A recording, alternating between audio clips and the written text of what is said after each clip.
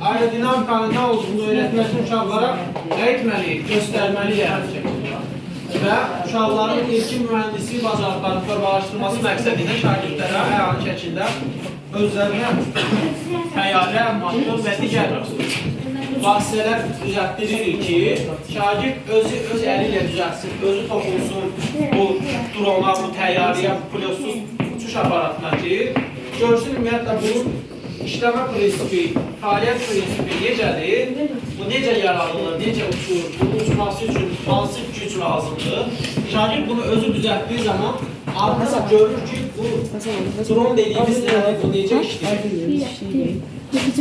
Onlar bayaq qeyd eləmişdik, burada 410 robot maşınlar və robot maşınlar deyəndə, ümumiyyətlə bizim belə deyək də, çoğundan beynimizdə bir şey qalıb, robot deyəndə ancaq ağımıza insana bənzər robot, əli qolu. Xeyr, robot deyəndə biz hər hansısa bir taxtadan da xüsusi bir detallardan hazırlayıb, onu proqramlaşdırırsa artıq bu mənli, yəni proqramlaşdırmaya gedir və robot hesab edə bilərik.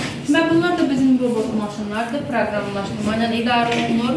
Baxın, görürsünüz bunun balaca modeli və bu böyük modeli. Bunları fərqləndirən təbii ki, bunların motorlarının gücüdür, sürətidir, işləmə prinsipidir. Hər ikisi mikrobit vasitəsindən yəni idarə olunur. Mikrobit birləşdirib. Baxın, görürsünüz bu gözlər bunun sensordur. Bu xətt izləmə sensoru var.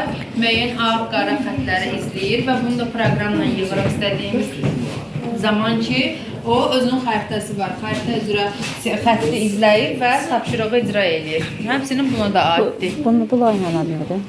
Bu nə? Robot texnika. Bundan var yetirəmlərdə. 2 günlüyə götürürəm. Baxın, bu maşınlar belə detallar şəklində. Uşaqlar, belə layihəyə nə deyirsiniz? Maraqlıdır. Aha, belə parçalar şəklində gəlir və bunu uşaqlar yığıb proqramlaşdırırlar. Eləmi? İlk növbət tutanmışsınız.